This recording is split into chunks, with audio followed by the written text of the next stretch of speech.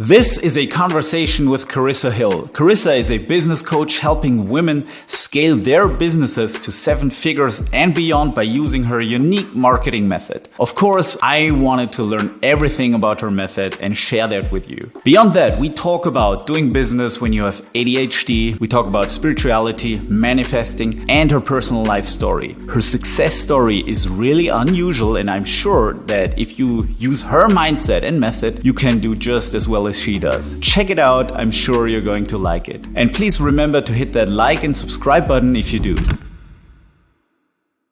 So Carissa, in the background, I see this writing, Coffee with Carissa. What's that all about? That's my Facebook group. That's where all my online audience is. So I have 18,000 people in there. I started a Facebook group about, 2014, 2015, just for fun to share business tips and advice in. And it just grew really quickly. And that's where my whole online business has come from. So that's really cool. So would you recommend that in general to, let's say, a business or a small business to start a Facebook group and then collect leads there? I think if you're a people person, a Facebook group works really well. I've had other entrepreneurs who have tried to start groups and they find it really difficult, but I am very people oriented. I ask people a lot of questions. I like to start a lot of conversations.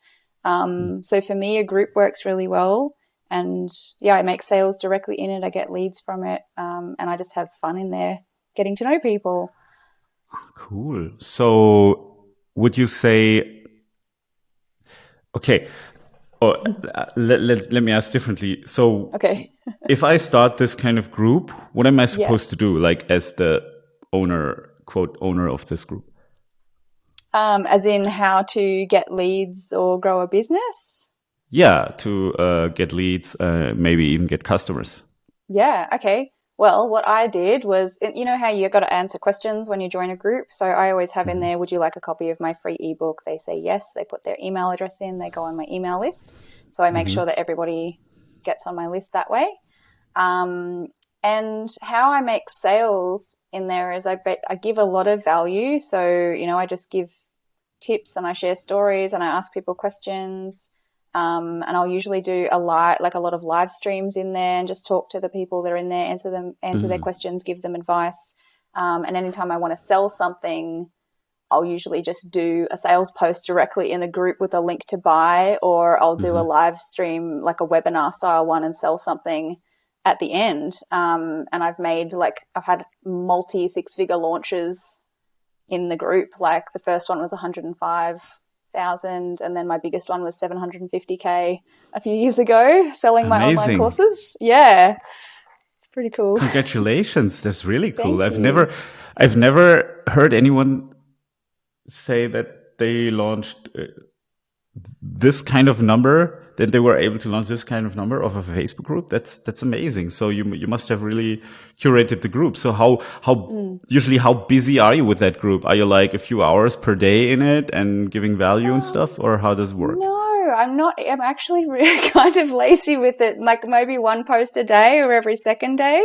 I have little kids as well. So I guess when I first started the group, I was really in there a lot more. Now my time's a little bit more limited.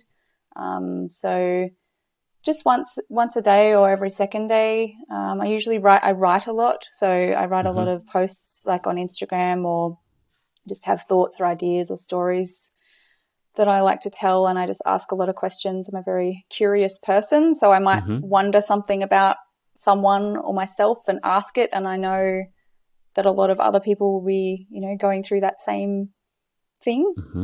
So it's really community focused. That's cool. Yeah, I think community is really powerful because there's like a saying, I don't know if it's also in the English speaking realm. In the German speaking realm, people say you need like 1,000 really loyal fans and then you'll be taken care of. Yeah, I would agree with that. Like I've had I've got 18,000 people in there. Definitely not all of them have purchased from me, but a percentage of them, a small loyal percentage of them have and have been working with me for many years. But I think, as you know, like business growth and sustainability is a lot about relationships and people sticking with you long term and referring you. So I really try to create that kind of environment with my brand. Yeah, that's nice. I think growing a brand is like really hard, but how do you differentiate between like a personal brand and a brand like a company brand? For me, I am in the same situation. I have Digistore 24. I have this page builder and membership tool named Core Channel.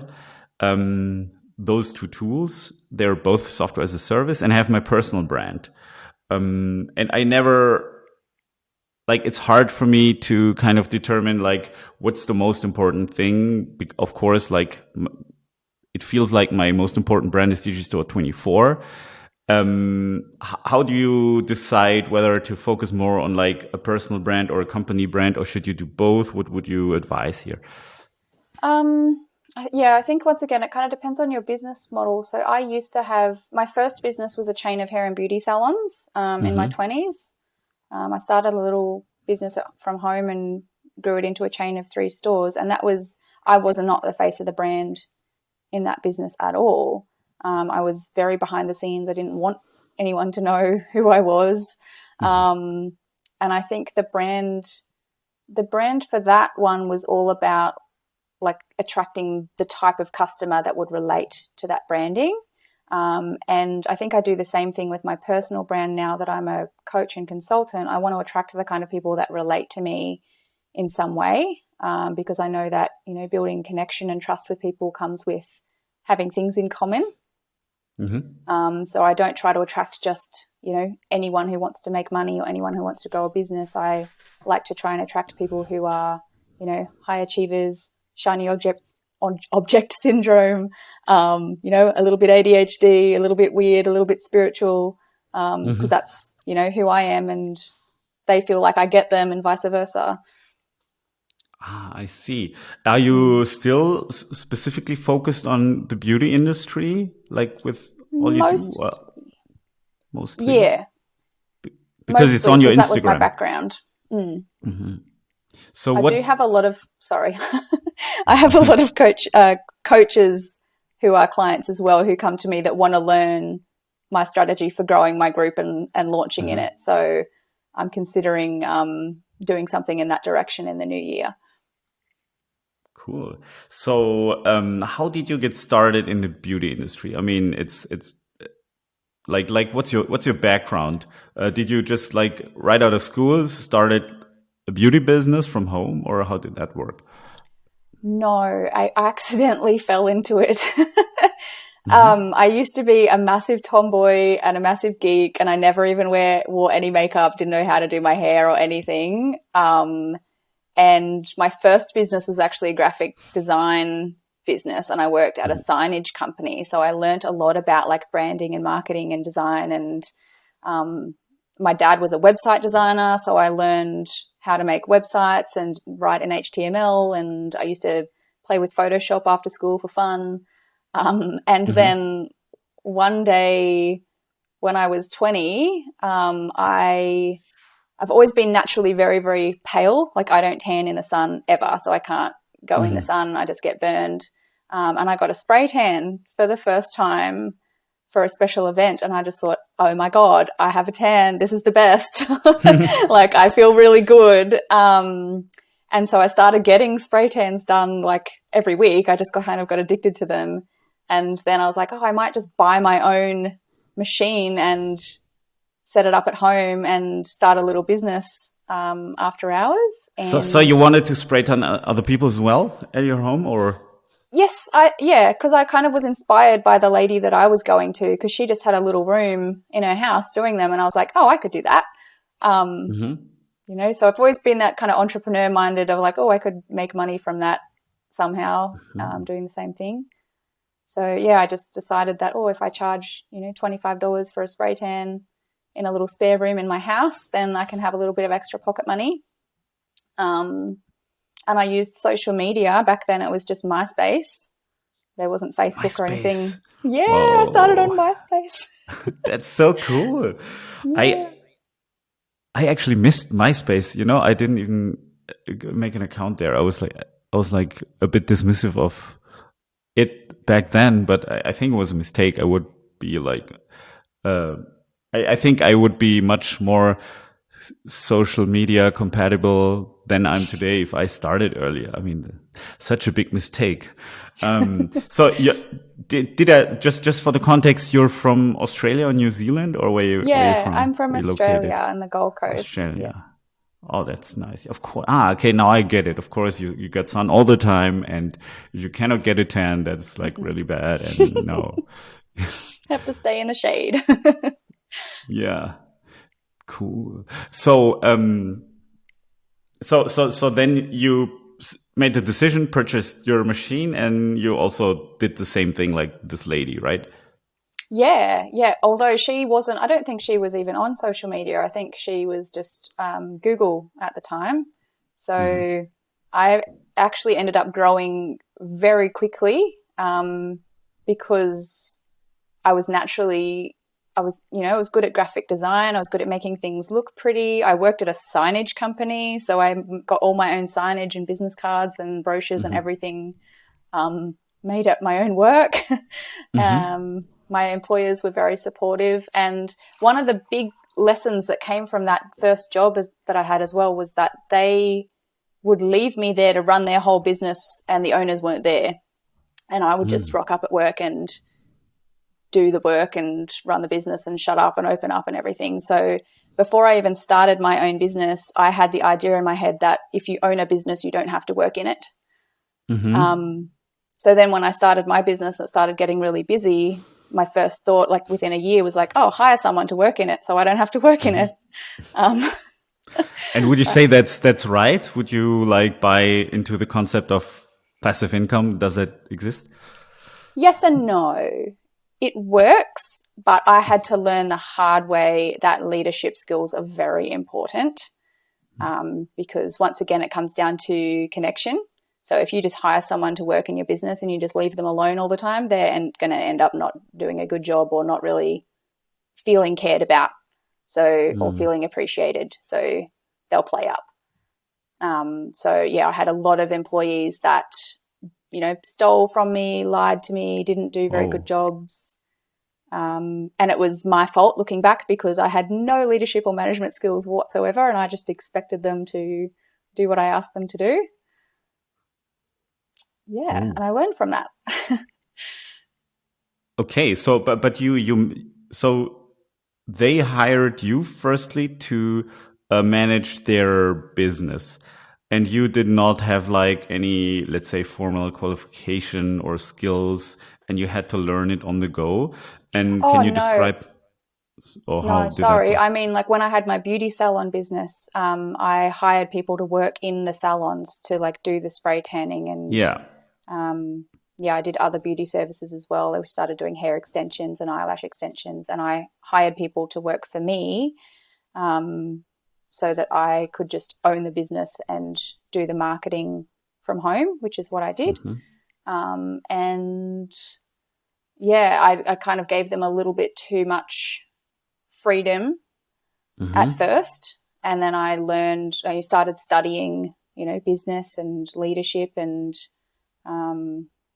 systemizing and sales and all of the things, and learned that you needed to have some structure and some freedom and really good communication with your employees. And once I got that working really smoothly, I had a very good system for my business. I ended up opening like a second shop and then a third shop and just kind of followed the same process each time. And then when I had grown that beauty business quite big and I wasn't working in it and it was running quite smoothly, I started being approached by a lot of other salons asking me how I'd done it and asking me for help with, social media marketing. And so that's when I accidentally fell into coaching.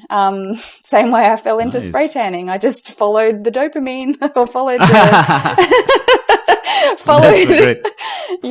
followed the what people wanted. Basically, it's just that's always been my strategy, really.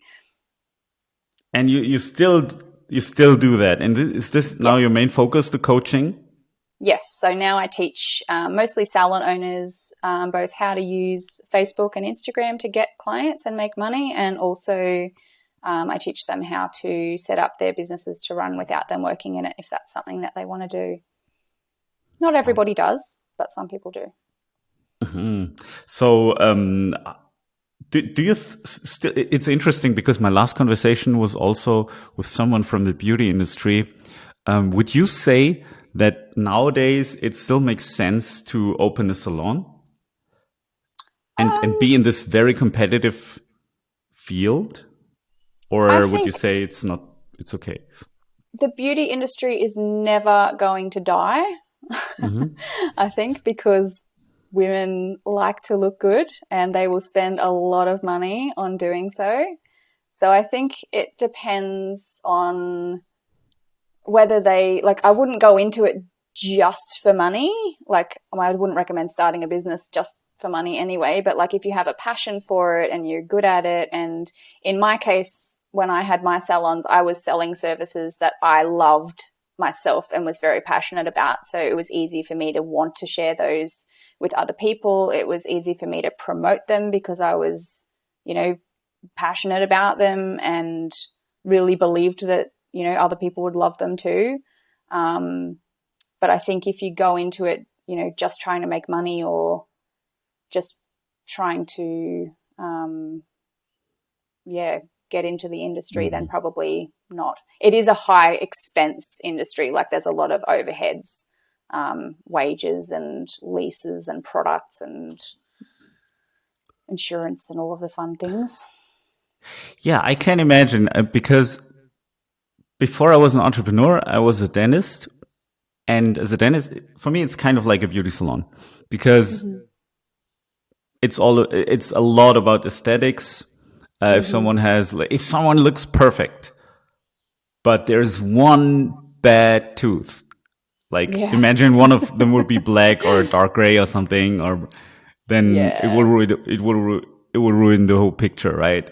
So I can relate to that. It's quite, you have to lease or rent the location for the practice. You have to get all the machines. They're very expensive. The chairs and the drillers and, it's very expensive. Also, the material. There's you need to, in order to reconstruct a perfect tooth, you need a lot of, let's say, you need to do a lot of things to kind of be able to model that. Sometimes people use computers and scanners. You can also do that with impressions, alginate, or this is the material, or one of the materials.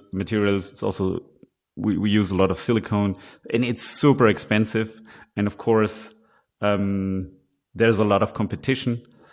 So I can pretty much relate to that.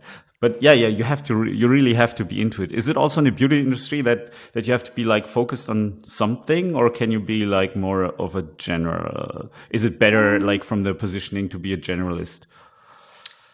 There's people that are successful doing both. I think it depends on their market, how many people there are in their local area, and also just the business owner and what they are really good at. So you can definitely be in just specialize in one beauty service and be known as the best at that. So, it could be eyebrow tattooing or eyelash extensions or blondes or something like that. But also if you've got, a big enough market and there's a lot of desire and demand for other services, then you can add a lot more things on. One of the mistakes that I made when I was growing my salons was I did have, massive shiny object syndrome, and I'd have an idea for I can also sell this, or I can also sell that and also sell this, and tried to sell so many things. And then I ended up putting so much time and energy into trying to promote these things that weren't selling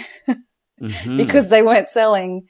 But these other like 3 main services that I did were just selling effortlessly because that's what people wanted. So that was a bit of a lesson in, give people what they want and focus on selling the things that people want to buy, Mm-hmm. and let go of the things that are costing you energy and time and money. Okay, so I can imagine like, okay, there is like services like, for example, skincare and eyebrow care, but then it like, I think as a business owner, it always makes sense to also think about an upsell. So how do you determine which upsells make sense? Because I mean, I am also I admit I'm also sometimes a customer of beauty salons. I Yeah. admit, What like do for you get done? skincare, manicure, pedicure. Yeah, Very that's nice. basically the thing. And needling, micro needling against wrinkles, Yeah, good. stuff like that. And I'm the kind of customer, I just say yes to anything that That she they offers me. recommend. Yeah, I'm just like, she's like, oh, we could do this or we could do that, and I'm like, okay, let me, yeah, do the more expensive one. I like that because because I'm like, I'm here. I'm already investing my time. Why not get the best More. treatments Yeah. done so I can, check it off my list and then just continue with my life. I don't want to think about it. I just say yes. I just go there and say, yeah, do this, do that. And, so what would be a good strategy for upselling? Do you have a formula for that? I try to be very ethical about it and teach other people to as well, because people can tell, I feel, when you are just trying to sell them something for the sake of selling them something, or if you're actually recommending something that's going to be good for them. So my strategy has always been like, ask a lot of questions, like find out about the person, like what they're wanting, what their pain points are, if they're complaining about something, and then make a recommendation if you genuinely think it's going to be good for them.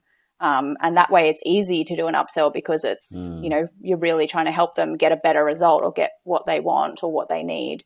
But if you're just trying to upsell for the sake of upselling, it can work, but it can feel a little bit cringy. Yeah, I remember an occasion like that. I think it was one of my first times when I went to Las Vegas, and there was like a business conference. It was called Affiliate Summit West. Yeah. Yeah. It was like 12 years ago or so. And then I looked, I kind of looked like a homeless person. I was like totally, like my beard was growing out and I looked really bad. And I was like, okay, before I go to this trade show, let me try to look good. So I went to this beauty salon, and I don't know how you think about Americans, US Americans in particular. But they're so good at sales. Damn. Like, I feel like in each and every corner, someone is trying to sell me something, and they're really good at that. And it's crazy. So, I went to this beauty salon and they kept upselling me whatever stuff. And back then I didn't have that kind of money that I have right now. Yeah. And I was like, I felt really pressured by the lady that took care of me to buy all kinds of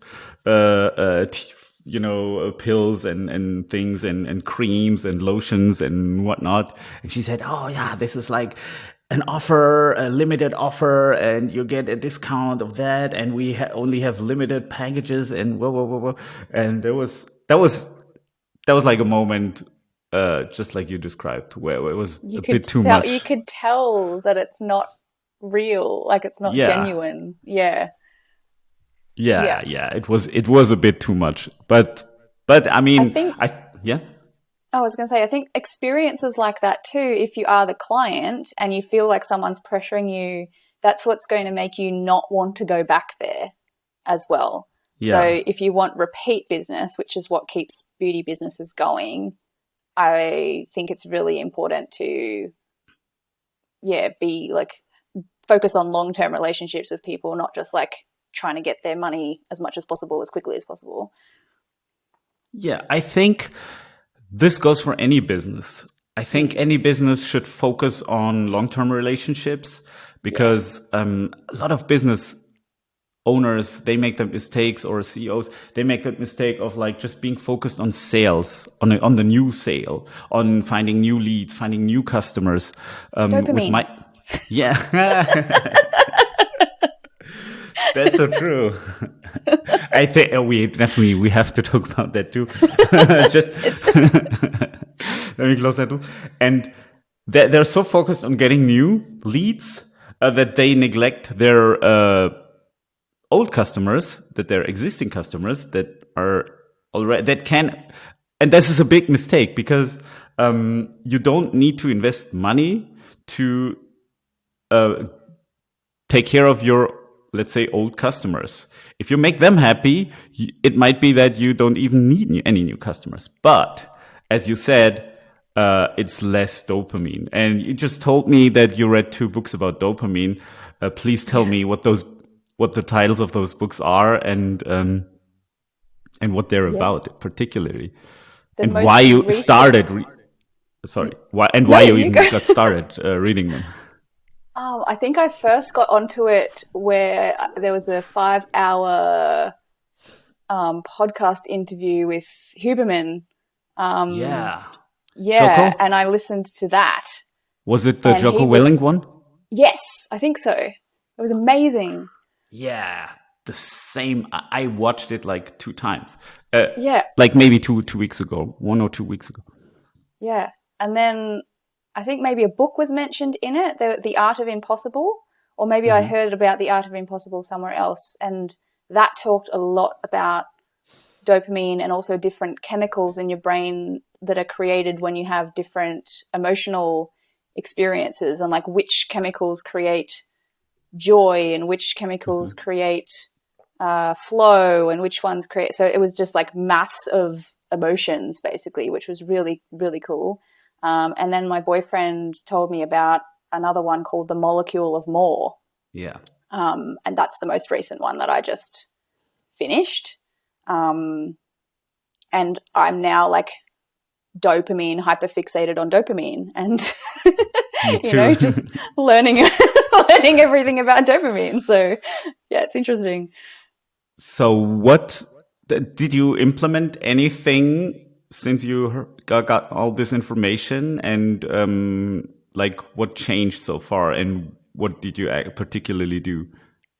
I think the biggest implementation is just how I've changed my thoughts around it. So I'm just very aware now of what I'm doing and why. So I think that's the biggest way of doing it. And also I'm aware of like what kind of tasks give me dopamine. So if I'm feeling really flat and I need to get some work done, then I know that, if I just go to the computer and open up my emails and start doing, because everyone says like, oh, don't just go for the high dopamine things because it's, bad or whatever. But that's always been my strategy for success as well, is going for something that gives me a little bit of a dopamine hit. I am a bit like, ADHD, bouncing around all the place, working on 10 things at once, and I always have been. And when I try to not do that, I get very, very like just flat. So when I want to get good work done, I like to try and do something that's going to spike my dopamine levels, and then I get excited, and then I can just get all the boring things done along the way, and I kind of alternate between different tasks. But I'm also aware of when I am just chasing something for the fun of it and it's not productive, and then I can notice it and be like, okay, stop that. Is this getting me what you want? No. Okay, go do something else. So yeah, I think just the being really aware of it helps, and then you can use it strategically. Yeah, I'm also trying to work with dopamine instead of like against it, because it can also work against you. Yeah. people who take ADHD medications, and there's like several ones. There's, methylphenidate or something like Adderall.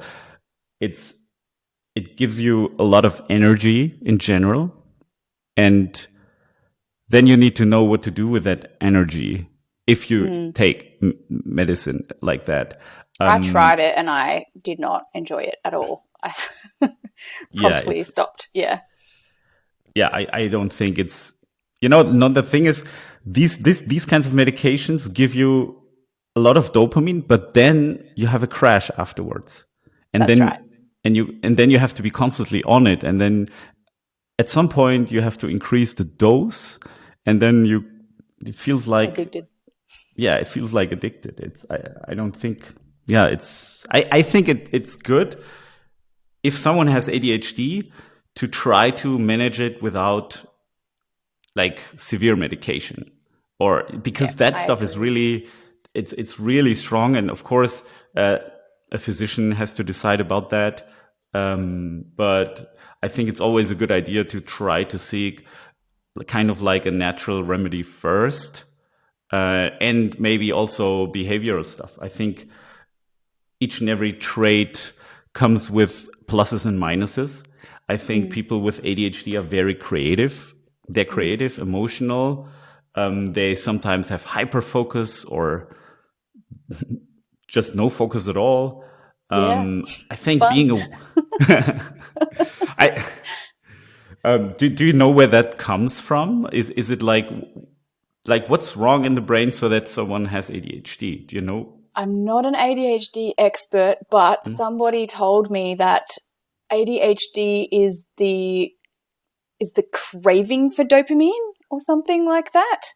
I don't know, or like the desire for dopamine. So like the dopamine before the dopamine. So sometimes when you do nothing, you can just have great ideas all day and you feel like you're getting everything done because you're exciting yourself in your brain, but then you don't actually do anything because you can't focus on one thing for very long because you're bouncing around the place.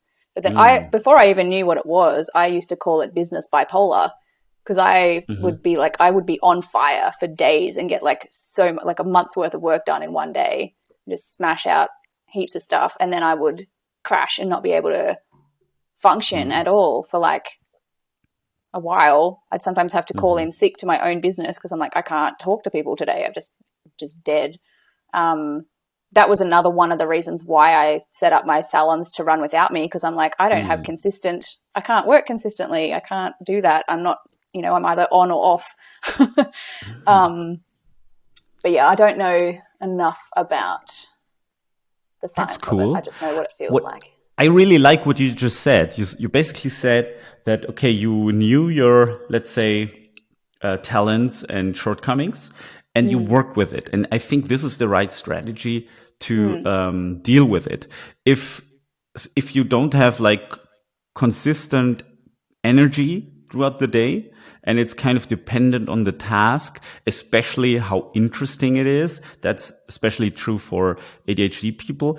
If something is really interesting, then they are hyper focused on it, which is great. But if something doesn't interest them, it's really hard to get it done. It feels to impossible, so right? draining. Like I literally get tired and feel like I need a nap. Yeah. If I have to do something that doesn't interest me, I'll get it done, or I'll pay someone else to do it. But I just get really tired. I just prefer hiring people to do things that have strengths that complement my weaknesses. So yeah, and that's a really smart approach.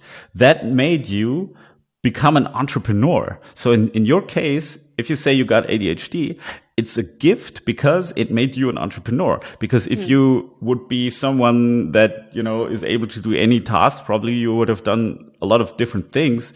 But then you stumbled upon the fact that, okay, you can't do everything consistently, but you need to in a business because the business needs to be steady. Then you can hire, let's say, non-ADHD people, and they can do a lot of work for you. And that's amazing. So and they are amazing. Yes. Yeah. And you dealt with them, and you dealt with this let's say condition in the right way, so that it even made you an entrepreneur, which is great. Yeah. I think the topic of dopamine is interesting because it's in general the molecule of motivation. So that means that dopamine keeps you going. And one thing that Huberman pointed out is you should not associate dopamine release with reaching a goal, but just focus on somehow on work. Progress. Yeah. And he also, Yes. what I, for example, try to implement that I consciously focus on just the process. For example, I like to work out, and I like 10 years ago or 20 years ago when I worked out, I tried to reach a certain goal, like looking a certain way, a certain type of body. And then I would check and be disappointed or not disappointed or stuff like that. Nowadays, what changed because of that knowledge about dopamine is I just focus on the process and just the work. And I'm happy if I've done an intense workout and I don't really care anymore what I look like so much. I'm like, Yeah. okay, if I just focus on the activity and if I just try to find pleasure and motivation just out of the activity itself, the work, then I'm already fine. And this is a very important change because a lot of people that are successful, once they reach their goal, they start being depressed. Why? Because their dopamine is gone. But dopamine, That happened and to that's me. really, Yeah. tell me about it, please. It did. I wanted to build $1 million business. I wanted to hit 6-figure months, and that was my goal for a really long time. And I got there. And it was, now what? Now what do I do? And I got really kind of flat for like a long time. I still managed to keep it consistent until I had a second child, and then that put things out of balance for me. And then the pandemic happened, and that put things out of balance. But like it was, but when I was getting to that point, I was so in flow, so much dopamine because I was just enjoying what I was doing. I had something to work for, and I loved it. But then, yeah, when I'd got there, I was like, well, what do I do now? Do I want $200,000 months? That doesn't excite me though. Like, I don't need that much more money. There's nothing else that I want. So it actually took me a really long time to realize that where my dopamine comes from, or what I like doing, is like, I actually love helping my clients to get their wins and their results. And so if I make that my mission, it never ends because I'm just like, how can I help that person get this and then that person? And then I celebrate with them. And, well, it's working at the moment. Yeah, but I literally had that experience. So Amazing. Yeah. And you automatically, I think because you're smart, you figured out a way to deal with your internal reactions in a way that's productive. And I think the right way is just to set a goal that is not so specific, but more focused on the activity and focused on an ongoing process so that you can keep enjoying the process because, it never ends. And I also think that you did it in a productive way because it keeps away anxiety a little bit. Because if you focus on yourself, for example, with stage fright, I used to have a lot of stage fright. But if I just focus on helping other people, then the focus is off of myself, and then I don't need to worry about myself so much.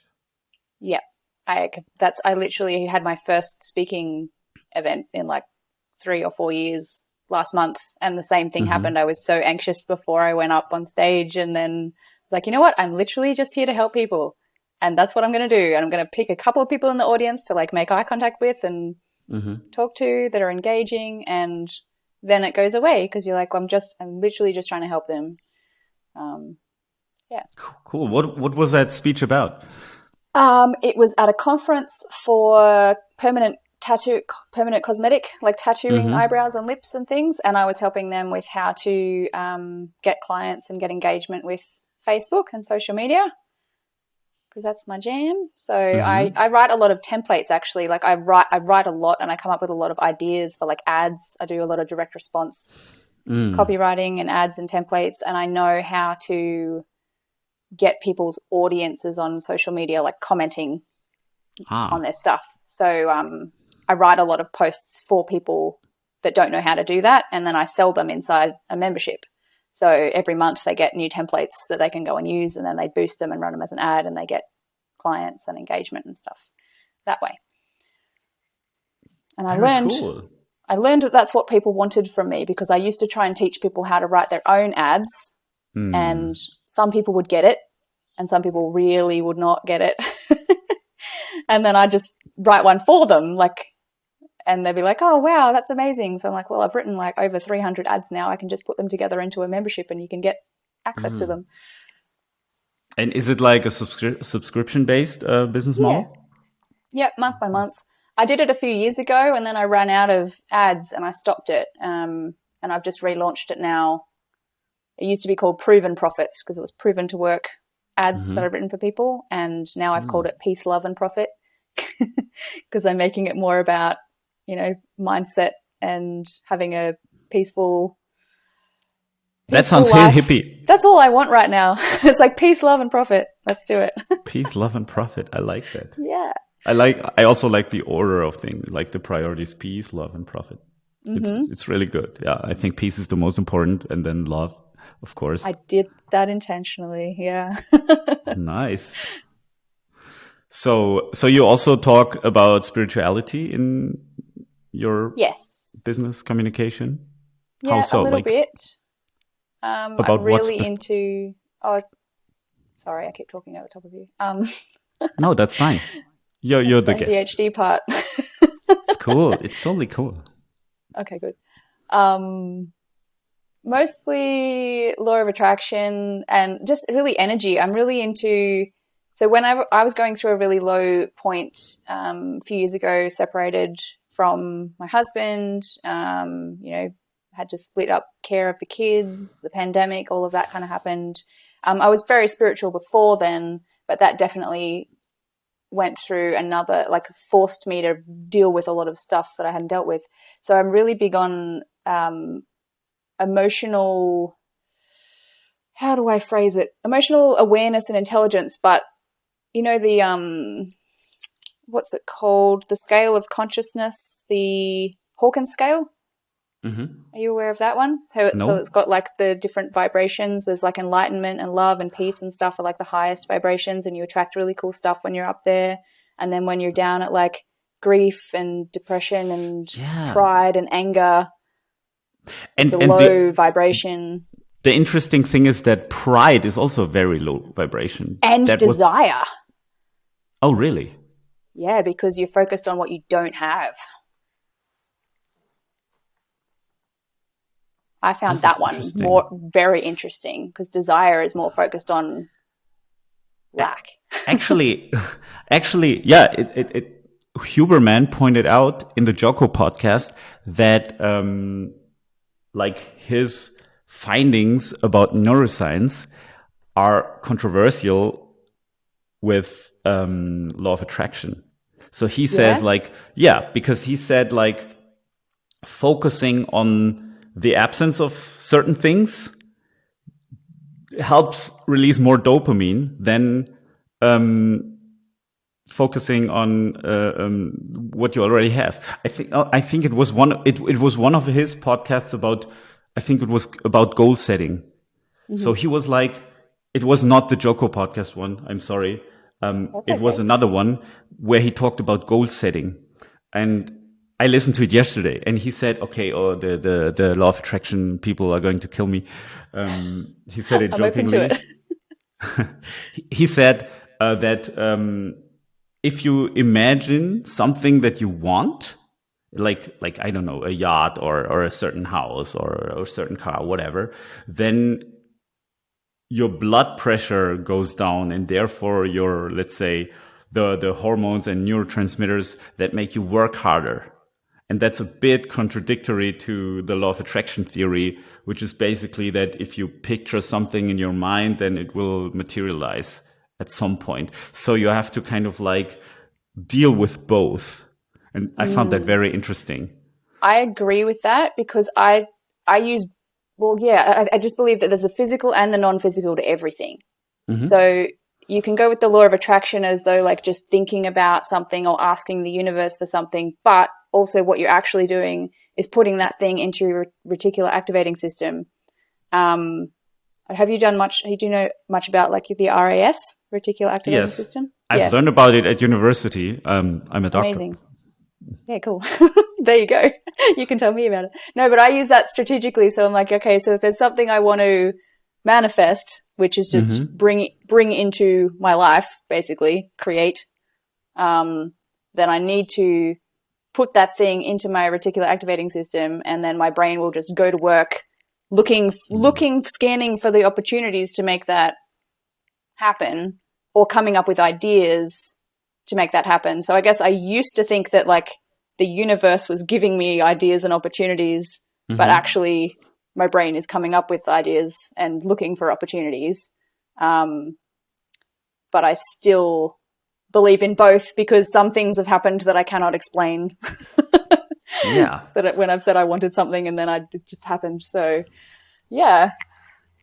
Yes, absolutely. It's for me, I believe that things are created in the ether first, like in the non-material world, the world of thoughts and spirit and ideas. And I also believe that the universe is kind of an idea of someone or something. Yeah. And so because if you zoom into like any type of stuff, then it's disappears and it's just energy that's left, vibrational energy with anything, be it like this can of water or this paper. It's just energy. If you zoom in, if you put it under a microscope, at some point, everything disappears. So there's no this materialistic world. It basically doesn't exist. There's nothing. It's just like some electrons swirling around, and then the nucleus, protons, and neutrons, and it's basically nothing. Like, and you can fire, for example, hydrogen atoms through anything, and it just goes through. So anything. So the only real thing, this is how I perceive the world, is consciousness. And so everything is just an idea. And either we are just one being playing with puppets, just like when you were like maybe little and then you had like small puppets, like Barbie puppets or something that you played with. I think it's Dinosaurs. kind of dinosaur, yeah, or Lego or something. It's kind of like that, like when you play like, with man and woman and then walking and it's still you, but you're playing like these different parts. This is like one idea that I had.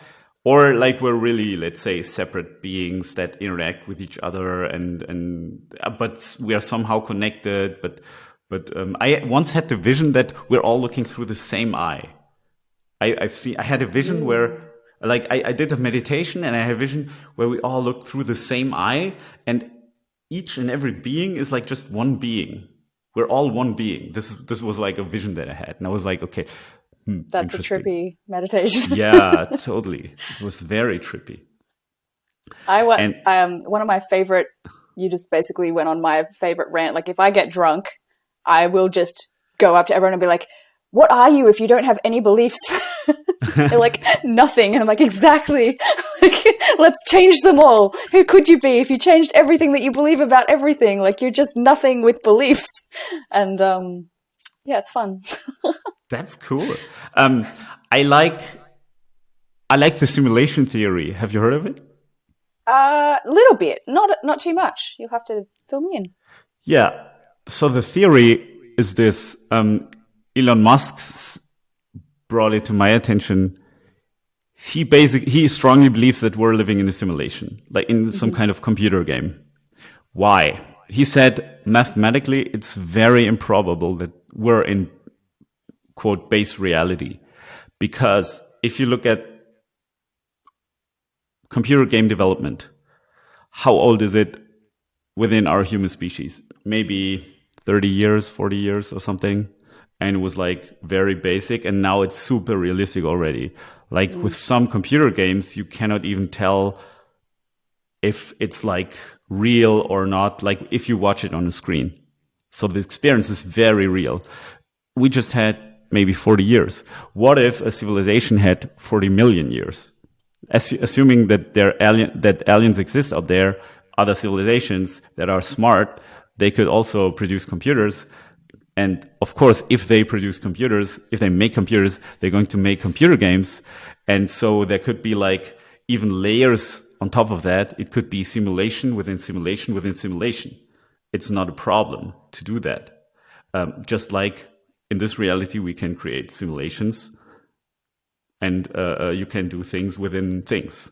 So, and he said, given that, just calculating the sheer numbers, it's very unlikely that this is original base reality. It's just 99.9% not possible. I mean, not 100%, but close to 100%. It's very, very unlikely. And then that makes me think, okay, so maybe this is why spirituality works. Maybe this is why law of attraction works, because everything is somehow connected. Or have you heard of these magic numbers? Like some people do kind of, it's from Grabovoi and he has like magic numbers, or there's like also a sacred geometry in ancient Egypt and in old buildings and pyramids. Everything is like mathematically perfect, like the pyramids and everything. That one part is like, one way to look at it is, oh, yo, those people were very smart and like supernatural who built that. The other way to look at it, we're living in a computer. Code. Yeah, it's a code. Yeah. We're living in the matrix. And this is why maybe thoughts are things and maybe we can then influence it. And the big thing is, for me, we have to be so careful about our thoughts and feelings and views, because we could be let's say a real player, or even an super powerful, like much more powerful than we think we are. And by saying nonsensical stuff that harms ourselves or our beliefs and reality, we could destroy a lot of things without meaning to, because we're just not conscious about how powerful we are, if that makes sense. Fascinating. And so, I mean, and this doesn't necessarily have to be like a technical simulation. It could be also like just spirit, just thoughts of, just energy. Yeah. And some kind of thought energy that entertains itself. And any type of entertainment, and this is very important, comes from limitation and hardship. Because otherwise you're not entertained. If you watch a movie and you have a hero, and the hero is just going through life and everything is easy and he always wins, it's boring. And assuming that we're in a simulation, be it like within a computer or within a spirit, we need hardship. We need problems. We need bad things so that we can enjoy it a little bit more, as weird as it might sound. Because everything is like... Yang. Yeah. This is kind of how I look at it. Yeah. I look at life as though it's like, I literally see my life as if it's a game and I've come here to like have this human experience. Yeah. And everything that exists to be experienced. And you can either choose to be the type of person that experiences certain things or not, if you're not interested in them or you don't want to. But I guess that's kind of how I look at the manifestation process as well. It's like, well, am I the type of person who has heaps of money and gets invited on fancy yacht parties and or does all those kind of things? Or am I the kind of person that doesn't believe that I can have those things because it's all just, a belief? Yeah.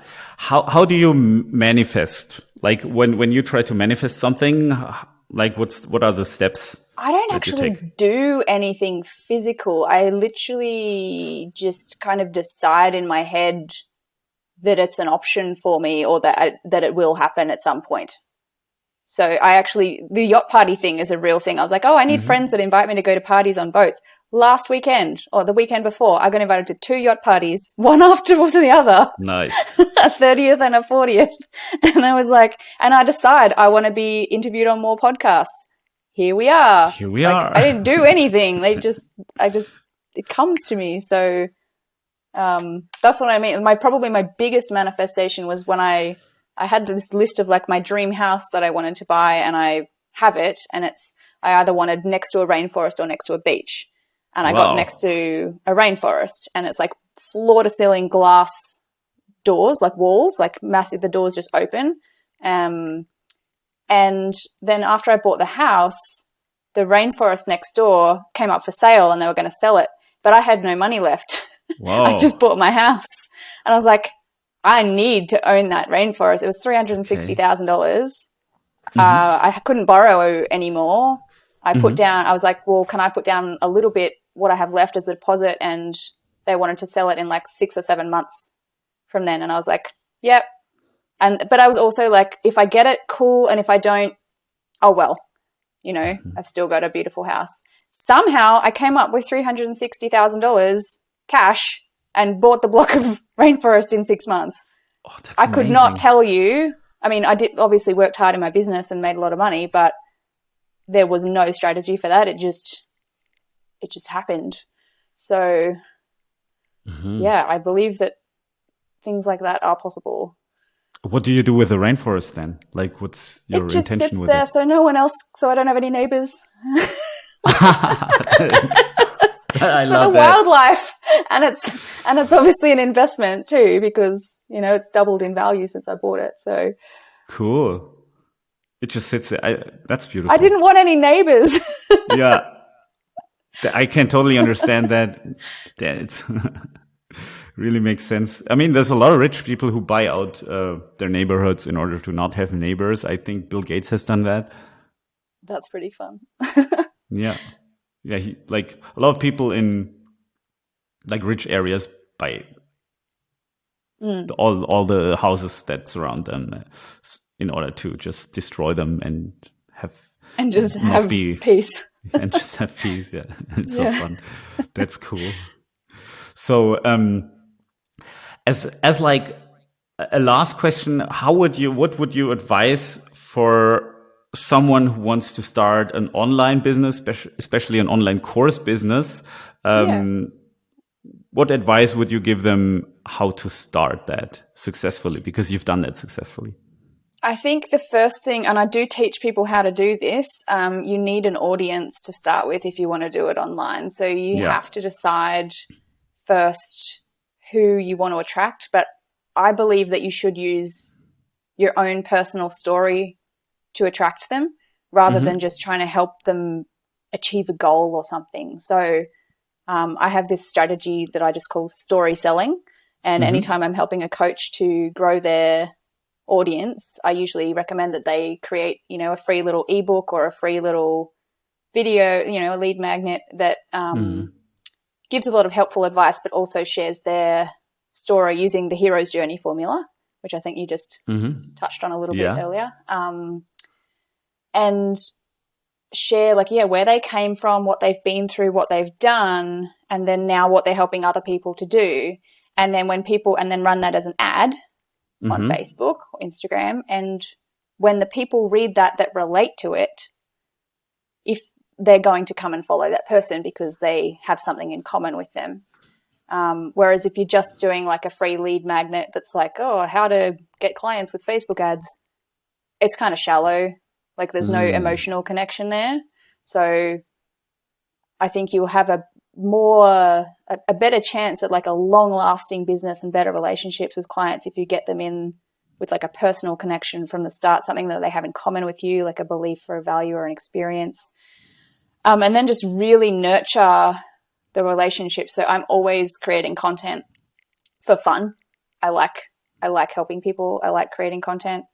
And I think when you are selling something, whether it's a course or a membership or a mastermind or something, like always be focused on the results that the clients are going to get and really come from a place of like genuinely wanting to get them those results and making that the most important thing rather than you just making the money, because that's where the money comes from, and that's where your brand reputation also comes from if you're good.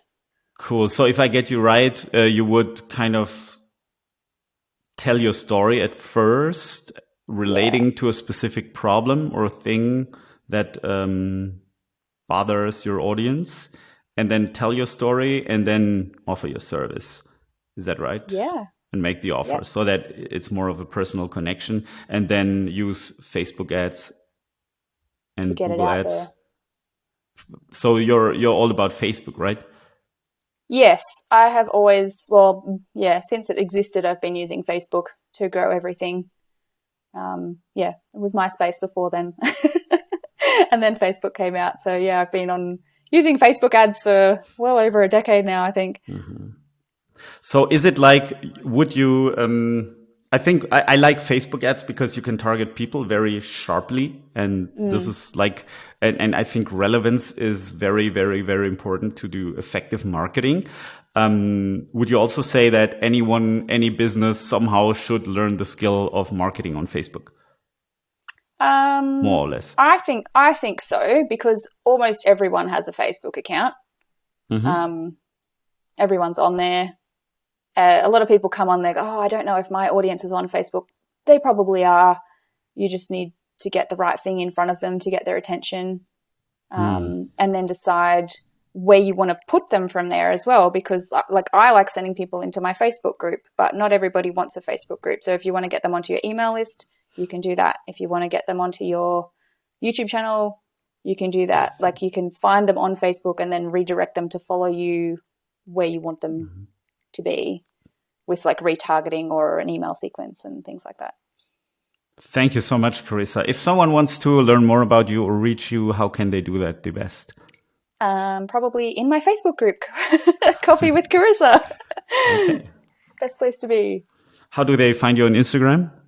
It is Carissa Hill Coach, Carissa. Great. And do you have a homepage? Yes, it's carissa-hill.com. Nice.